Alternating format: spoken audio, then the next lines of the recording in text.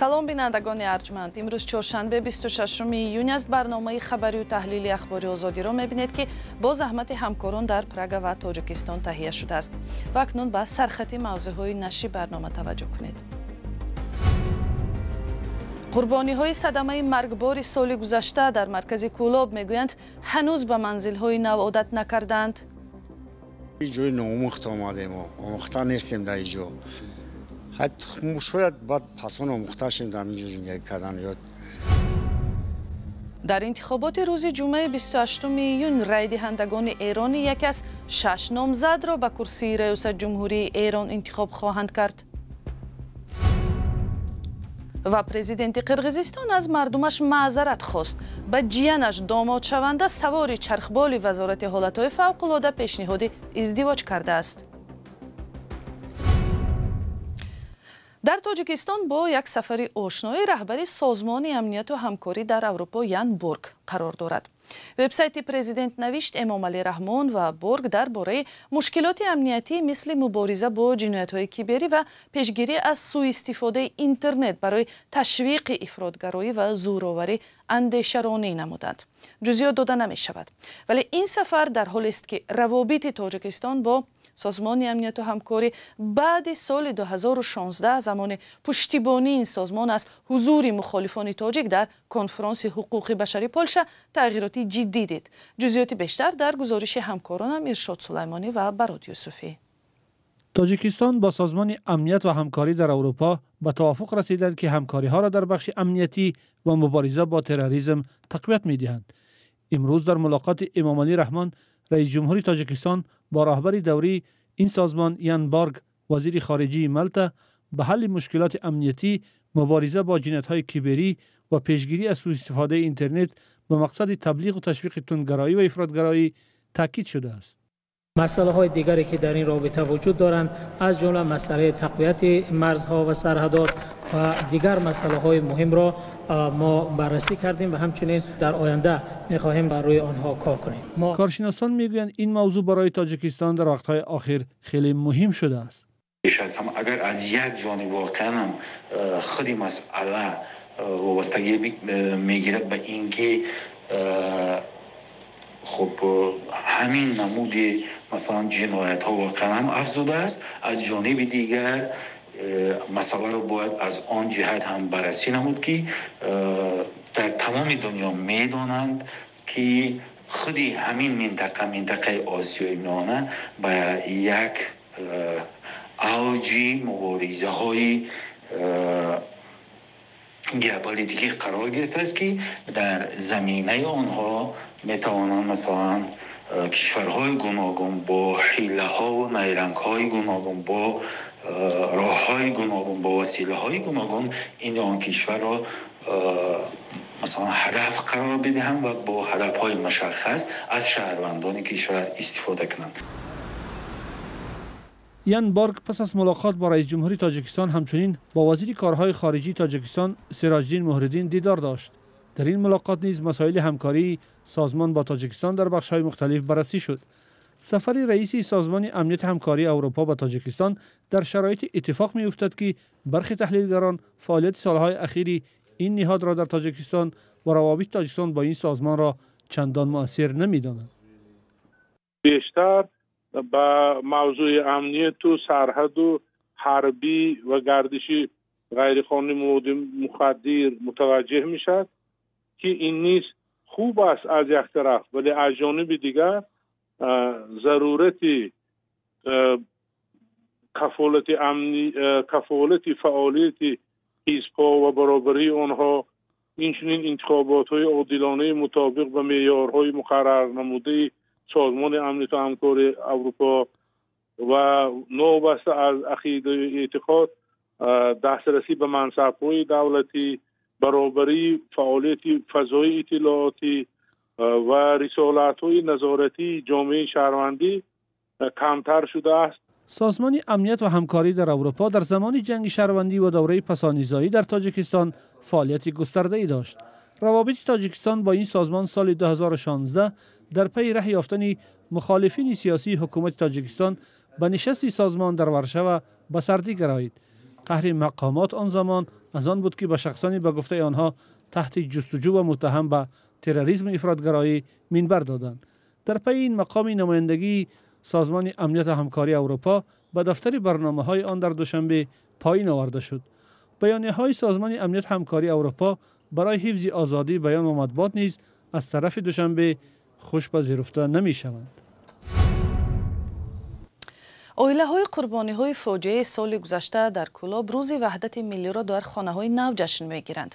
مقامات برای آنها به جای خانه‌های در صدمه نابود شدهشان سرپناهی نو بنیاد کردند، ولی ساکنانی که عزیزانشان را از دست دادند میگویند زخم‌های فاجعه 6 اوگوست هنوز هم تازه است. همکارم محمود جان رحمتزاده با آنها هم صحبت شد. در این 4 خانه قطار اویله یورفا زندگی می‌کند. خانواده‌ای که 1 سال پیش در تصادف مرگبار کلاب 4 نفر را از دست داد و منزلش برباد رفت. حکومت برای این اویله خانه ساخت. اولی امسال سروزیر تاجیکستان قاهر رسولزاده کلید خانه‌های نوبنیاد را به این اویله ها داد. وقتی که همین حادثه رخ داد از حکومت شهر از پرزیدنت خودمون تشکر می‌نداری بیان می‌کنیم که با ما هم خیلی خانه کردن دادن. خانه‌های نو 100 متر از محل صدمه دورترند. اما جمعخان یاروف تا حال به این خانه ها عادت نکرده است. او روزش را بیشتر در پیش خانه از صدمه تخریب شده سپری میکند. اینجا به یاد همسر و 2 فرزندش اشک میریزد. با گفته جمعخان فراموش کردن خانه پیشین و همسر و فرزندان بسیار مشکل است. خیلی که در خانه خیلی زندگی میکردی جای نامخت آمده ما آمخته نیستیم در اینجا. حتی شاید بعد پسان آمخته شیم در اینجا زندگی کردن یا جایی که تولد شده با ویا رسیده فراموش هیچ وقت نمیشود. این واقعه کشید هیچ وقت یادمون نمیرود. هرچند جمعخان میگوید که آنها این حادثه را فراموش نکرده اند ولی مقامات آنها را الکی فراموش کرده است. در این 6 ماه بعد سپردن خانه ها کسی بار دری آنها را نکفته است. آن وقت مقامات تصمیم گرفتند که به خانواده های قربانی هایی که از این صدمه ضرر دیده بودند خانه های نو بنیاد کنند. 6 ماه پیش این خانه ها را مقامات به صاحبانشان سپردند. اما این خانواده ها میگویند که الکی از بین 6 ماه گذشته صاحب خانه شدند آنها را به گوشه فراموشی برده اند. در تصادف 6 اوگوست سال 2023 بیش از 20 نفر کشته و مجروح شدند. مقامات گفتند ترمز ماشین بارکش از کار مانده دولن با سرعت ماشین های سمت مقابل را پخش و 2 خانه را تخریب کرد. این خانه در پهلوی شاهراه قرار داشته و در آن برادران یاروفا زندگی می‌کردند. آن روز از خانواده یاروفا 4 نفر به هلاکت رسید. بخشی از خانه‌ها را حکومت و قسم دیگر را صاحبکاران و مردم ساختند. محمود جان رحمتزاده، آزادی، کلاب.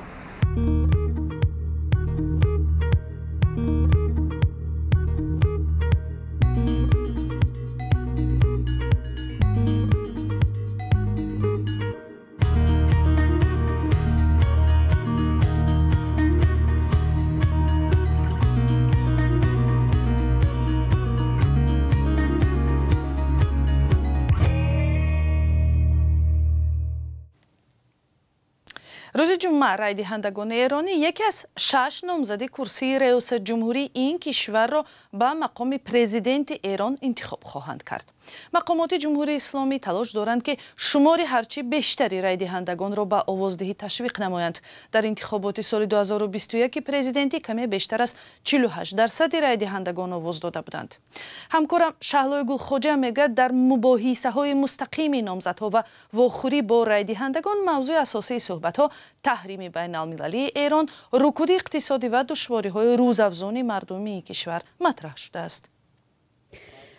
روز جمعه 28 ایون در انتخابات پرزیدنتی ایران 6 نامزد سبقت خواهند کرد. شورای نگهبان ایران که انتخابات و قانونگذاری را نظارت میکند بعد از مرگ ابراهیم رئیسی رئیس جمهوری ایران در پی سقوط چرخبال در ماه می امسال از میان دهها داوطلب فقط 6 نامزد را برای شرکت در انتخابات تصدیق کرد.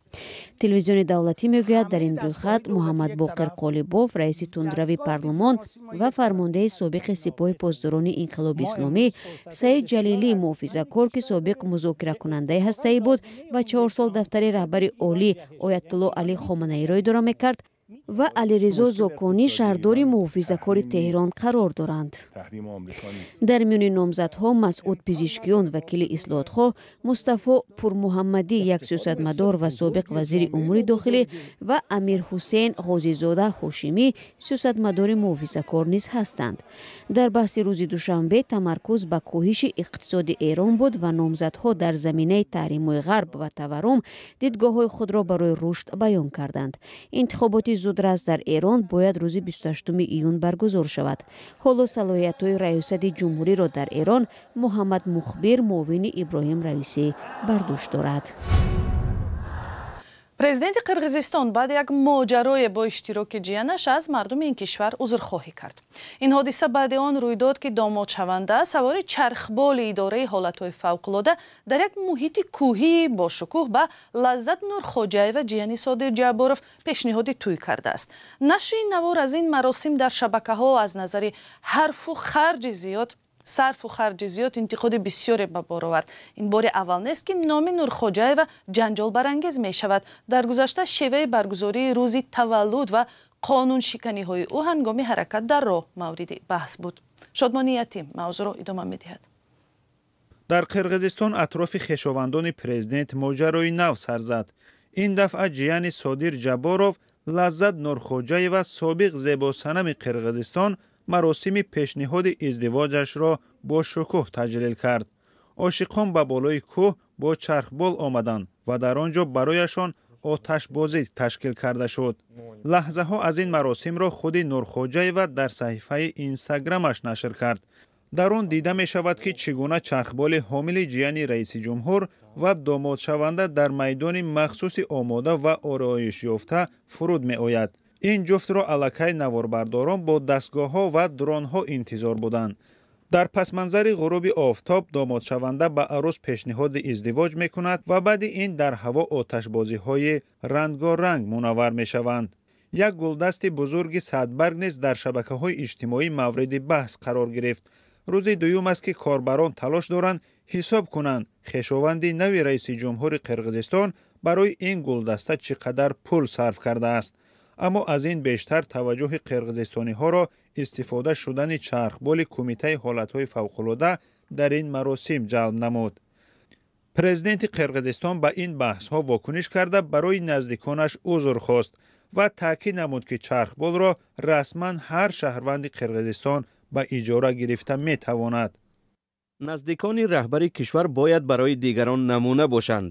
ман пайваста такрор мекунам, ки ба исрофкории нодаркор хотима додан лозим аст. домоди оянда мебоист, ки дар ин бора андеша ва ташаббуси мазкурро дастгирӣ мекард. ӯ бояд фикр мекард, то ин ки худаш зери маломат намеуфтод ва президентро ҳам зери чунин зарба намегузошт. ба андешаи ман вай ин корро аз рӯи ҷавониаш кардааст. онҳо ҳамдигарро дӯст медоранд. барои ҳамин агар хостгорӣ хоксорона мешуд ҳам арӯзшаванда пешниҳодашро рад намекард.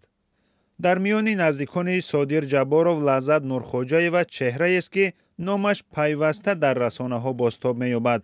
ӯ пас аз дуввумин моҳи ба қудрат расидани амакаш дар ин кишвар барандаи озмуни зебоии зебосанами Қирғизистон 2020 шуд ва шӯҳрати густурда пайдо намуд. 2 соли пеш бренди либоси тарроҳии худро эҷод кард. эътилофи зидди шиканҷа гуфт соли 2023 ба унвони ин созмони ҷамъиятӣ аз Тоҷикистон 16 шикоят аз ҷумла 5 шикоят аз занон ва 2 шикоят аз ноболиғон дастрас шудааст. соли гузашта ба навиштаи эътилоф 5 афсари сохторҳои ҳифзи қонун дар Тоҷикистон аз рӯи моддаи шиканҷа ба муҳлатҳои тӯлонӣ ба зиндон андохта шуданд. тафсилоти ин хабарро метавонед аз вебсайти радиои Озодӣ пайдо кунед. 15 дақиқаи барои барнома ҷудо шуда ба итмом мерасад. сипос, ки то ин лаҳзаҳо бо мо будед. вале хабару видеоҳои бештарро метавонед дар вебсайти мо озоди.орг дастрас кунед. инчунин дар ҳамин канали Озоди видео, саҳифаҳои радиои Озодӣ дар фейсбуку, инстаграм, тикток ва телеграм хабару гузоришҳои зиёде қобили дастрас аст. худо нигаҳбони шумо.